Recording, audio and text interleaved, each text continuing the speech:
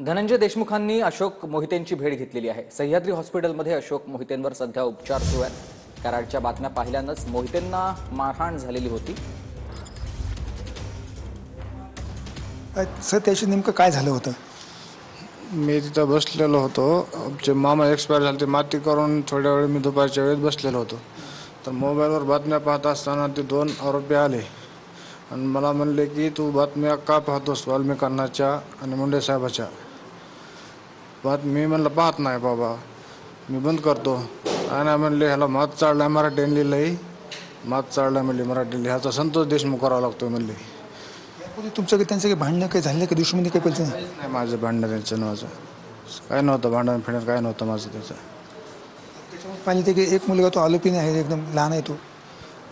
नाही नाही, त्यांचे ते मित्र, ते कृष्ण आंधळीचे मित्र आहेत सर, ते आमचे ते दोन अजून 7-8 जण आहेत आमच्या गावात। आपल्याला फक्त न्याय पाहिजे, असं कोणावर बी अन्याय होऊ नये। जे आमच्या संतोष भैयावर झालेलं आहे असं आता काल माझ्यावर झालं आहे, अजून दुसऱ्यावर शांतता राहिली पाहिजे, एवढीच मागणी शासनाला। Camera person Appasaheb Mogalkar, Sambhaji Munde, Latur.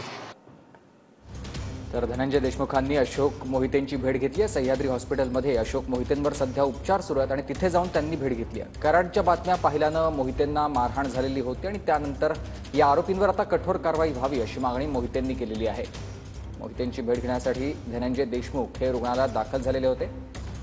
सध्या सह्याद्री रुग्णालयामध्ये अशोक मोहितेंवर उपचार सुरू आहेत आणि त्याच ठिकाणी कराडच्या बातम्या पाहिल्यानं मोहितेंना मारहाण झालेली होती, त्यानंतर त्यांना रुग्णालयात दाखल करण्यात आलेलं आहे।